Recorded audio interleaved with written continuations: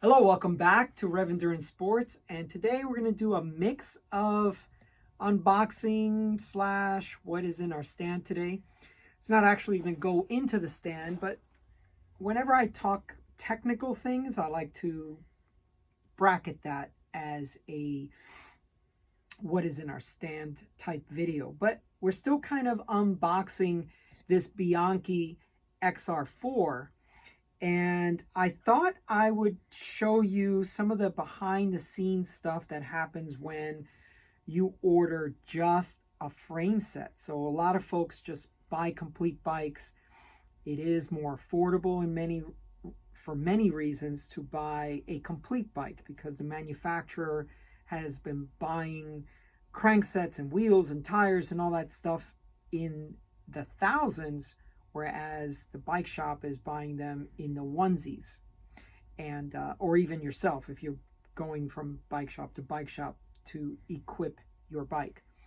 But the benefits of building a frame set is you get to build it exactly the way you want, with exactly the items you want on your bike, as opposed to getting a bike that's built and then you got to take this off or that off or whatever, right? So, but before we get on to the topic of today, please like and subscribe. And anytime throughout the video, if you're finding value in the video, please hit that like button and please hit that notification bell as well.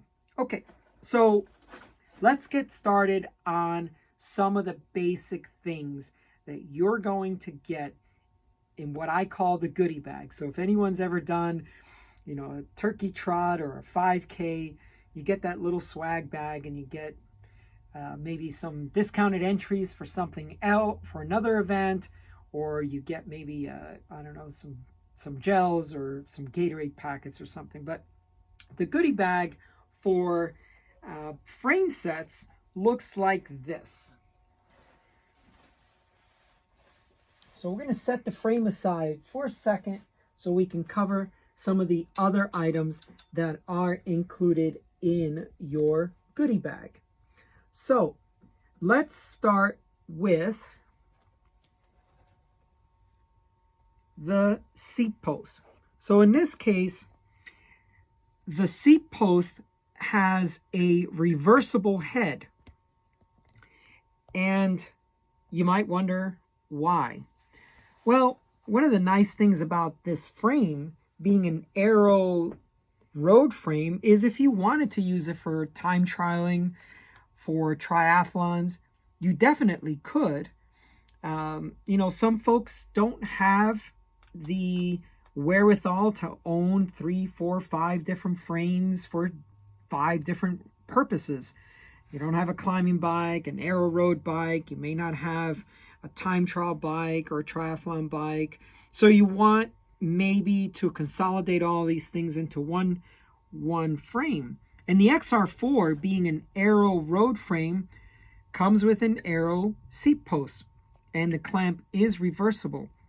Now this frame that we're building is a 55 centimeter frame, so frame sizes from 55 to 59 come with a 350 millimeter seat post, and it's beautifully color keyed to your frame, which is just a really nice detail. Now, one of the things you must always keep in mind is that this portion from here to here must be inserted into the frame.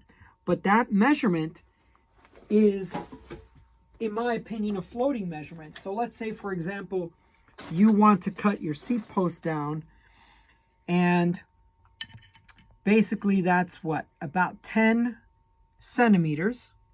So as long as you keep 10 centimeters, so if you ended up cutting this much off of your seat post or this much off of your seat post, then the minimum insertion now moves up here. So as long as it has 10 centimeters inserted into the frame, you're going to be good.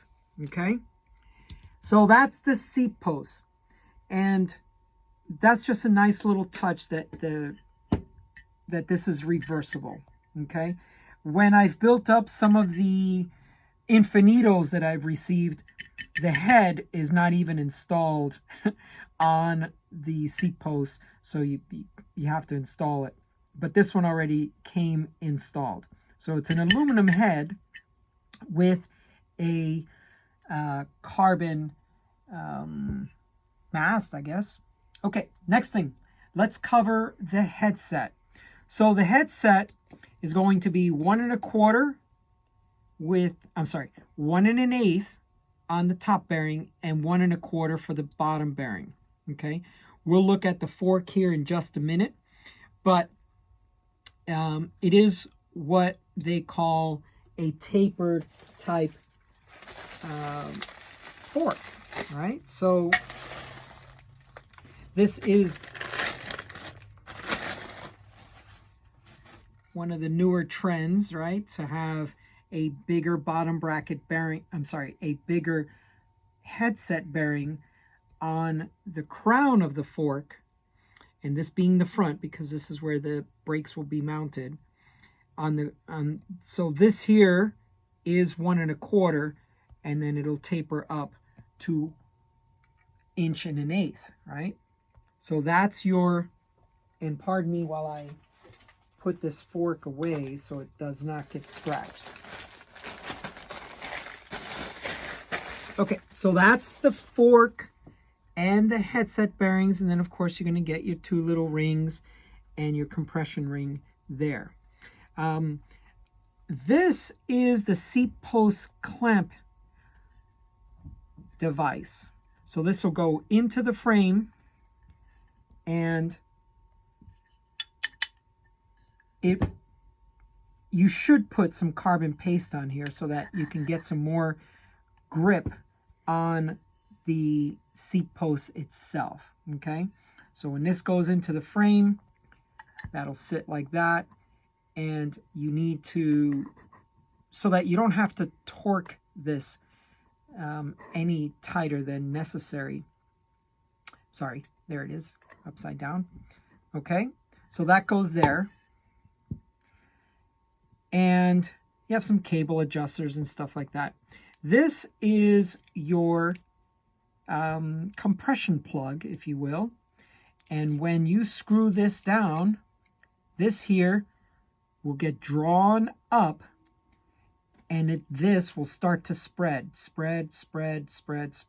Okay, actually, let me take this apart so you can see even better. So that nut right there, so you would tighten that, and that expands this, and it grips the inside of the carbon fork.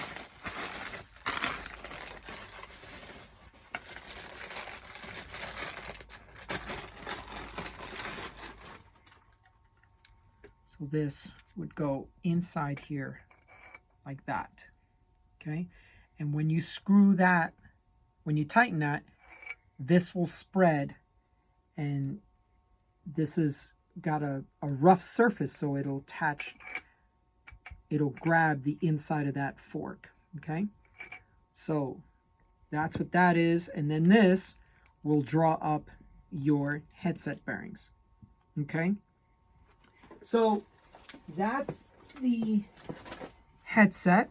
Let's talk about the bottom bracket. So this bottom bracket is a press fit bottom bracket. Now, this is just an example. I just have a headset laying around, and actually, matter of fact, this was the bottom bracket that was in my frame while I was waiting on a Dura-Ace bottom bracket, which was out of stock for months. So I got this FSA bottom bracket to go into the frame so I could at least ride the bike. It's pretty funny how, you know, a $30, $40 part can stop the whole show. So this is the bottom bracket of the bike. Okay, so you have this opening is 41 millimeters, and then this is 86.5 or so. Okay, we're going to measure that here in just a second, because what if you didn't know what bottom bracket your bike would take? Now, often when I'm doing repairs, people come in, they're like, or they'll call, hey, I need a new bottom bracket for my bike. And I'm like, okay, well, what do you have? Because I may not have it in stock. And they'll say something like, oh, you know, I just a bottom bracket, or something very nondescript. And I'm like, well, you know, there's probably like 21 different types of bottom brackets. So bring your bike in, let's take measurements of it, and then I can be assured to order the correct bottom bracket for you. So that's what we're going to do right now, just for fun, as they say. So we're going to lay that on there so it's protected. And this is a really good tool for a home mechanic to have, because there's just a lot of things you need to measure. For example, you may want to measure your disc rotor and make sure that it still has enough service life left to it. Any number of things you may want to measure. But in this case, let's measure the bottom bracket, because if you ever call a bike shop needing something, this is important to know, right? So this is the ID, or inner dimension. And so you got 40.9, and the measurement that is known in the industry for this would be 41 millimeters. Then you need the measurement for OD, so outside dimension, and that's usually 86.5, and there it is, 86.5.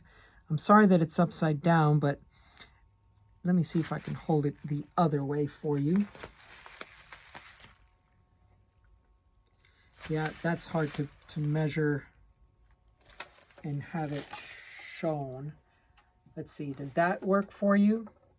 Can you help me confirm that, Mr. Cameraman? Yeah? Okay, good.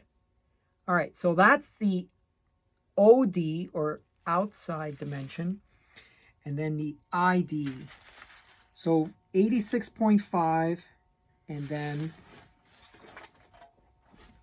41. Okay? Now, luckily, that is a very common bottom bracket, and Shimano makes that bottom bracket. So they don't make too many non-threaded or press fit bottom brackets, but luckily they make this one. And so we're able to use a Shimano. It's 5 o'clock. Bottom bracket. It's 5 o'clock. So you're able to use a Shimano bottom bracket. This is an FSA one, but it gives you basically the same idea. These cups will be pressed into the frame, okay? And these little guys are your dust seals. And if you come in closer, you'll hear them snap into place. All right, so now that's snapped into place and provides a very good dust seal. But, you know, press fit type bearings and things like that generally have a short service life compared to, let's say, a threaded bottom bracket. So I think on another video we'll talk about threaded and press fit bottom brackets and maybe all the different standards. So you're also going to get a chainstay protector. Now, it's been my experience that these chainstay protectors are so thick that they don't mold to the chainstay well enough. So I've installed these before. I've used a hair dryer to try to get them to be more malleable and stick better, but they're just not that great. I like them. I like the thickness of them, but they're harder to install in my opinion. It also comes with some frame protectors here So when you are putting your shift cables and you route them around the head tube, you have a way to protect your frame. Okay, so those are your frame protectors for your shift cables. Okay, so we've talked about the fork, we've talked about the seat post, we've talked about the headset and bottom bracket. So let's talk about the frame. A couple of things to mention that I think one of the things that make this frame exceptional is it comes with countervail, and you can see it right here on the chainstay, and that's a technology that is used within the carbon fiber to give it a much more comfortable ride than standard carbon fiber. And in this case, you're looking at high-end carbon frames, so this means they're using very light, stiff carbon, which of course is counter to a good ride quality, right? So if you're using stiff carbon fibers to make the frame stiff, well, and light, well, sometimes ride comfort suffers. Also, because it's an aero frame, round tube frames are generally much more comfortable. So you have to have this countervail, in my opinion, on your top end frames for this kind of use. If you look at the pricing, the bikes or frames that do not come with countervail, the price drops significantly. So an Infinito with countervail, which of course is their endurance line of bikes, the XE Infinito does not have countervail, and it is much more affordable. Also, the Sprint version, or the Sprint model line from Bianchi, but the XR4 top end frame, so it's going to come with countervail. One of the things I love about this being a rim brake bike, yes, it is rim brake, is it's a direct mount braking system, and the braking power with a direct mount rim brake is phenomenal. So obviously, if you're riding carbon clinchers in the wet, it doesn't matter how good your brake calipers are. But in the dry, or even if you're using aluminum rims in the wet, you will have better braking power. Okay, so direct mount brakes. This frame is also adaptable for both DI2 or whatever electronic system you want to use, and mechanical. So you can ride mechanical, rim brake, 12-speed Dura-Ace or 12-speed Ultegra on this bike, because you can do electronic and you can do rim brake. And one thing I didn't point out was this little guy here goes inside your seat post to hold your Di2 battery. So if you would, sir, just kind of angle down here. So this guy holds your battery inside your seat post, because if you look inside your seat post, we still have this round portion here. So even though it's an arrow-shaped seat post, and I apologize for not mentioning that earlier, but that's what this little guy was for, and we didn't talk about it. Okay, so the last thing to do now is just to show you some of the weights, because I know that some of you want to see actual weights. You may hear some scuttlebutt out on some of the forums, and people will say, oh yeah, well, this bike, that bike weighs this much, that much. But they may not have a frame to measure. So we're going to try to just the frame, just the seat post, and just the fork. Okay, so let's go with, make sure this says grams. Okay, so let's go with the seat post first. And that's 227 because, as I mentioned before, it has a aluminum head on it. And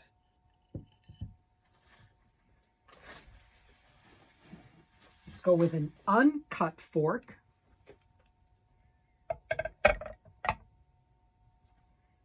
And that's 415, I think. I can't see from this side of the counter. So 415, and you know, generally speaking, you're going to cut quite a bit off of that. So if we were to just do a mock insert here, you might end up cutting off, you know, at least that much. But I might have said it in videos before, don't be a weight weenie. All right. And last but not least, we're going to weigh the frame. Now, let's see what's the easiest way to do this without it falling. All right, I think we are balancing it just right. And we've got 87. All right, so 1,087 grams. Now, one thing that is very important, or two things that are very important to mention about this Bianchi in particular, but this frame and Bianchi. Paint can add as much as 200 grams, 250 grams. And Bianchi in particular, and Colnago is the other one, their paints are heavy. They have to put a lot of paint to cover the color of carbon, which is, you know, typically a matte black type of finish, which is why matte black bikes are so popular, because it's a very light paint coating, and they just put a clear coat over it and they're done. But I don't own a black matte bike because I think they're ugly. It's just my personal opinion. I think people should have a bike that the color scheme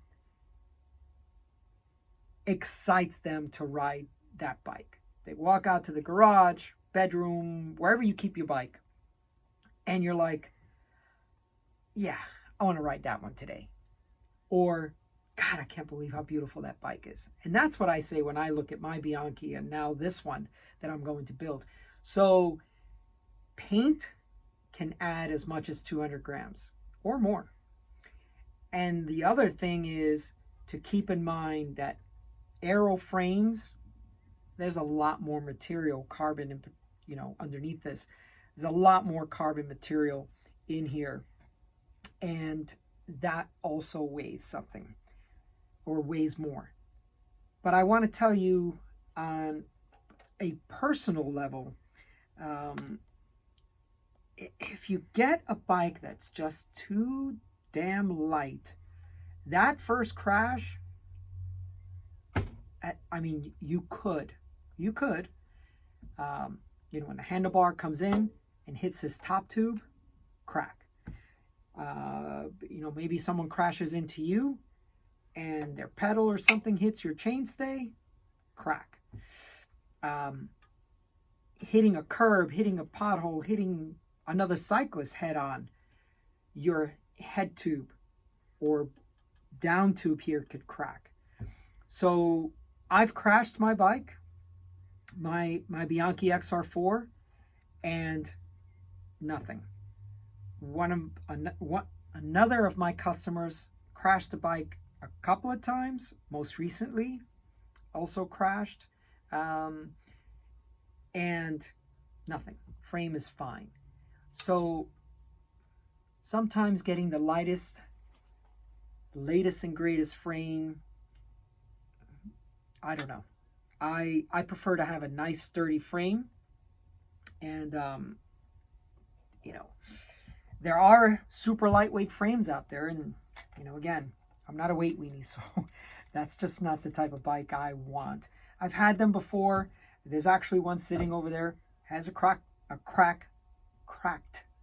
top tube because the handlebar came in on a crash. So, you know, these kinds of things, you're spending $5,000-$6,000 on a frame, and it's so thin and so fragile.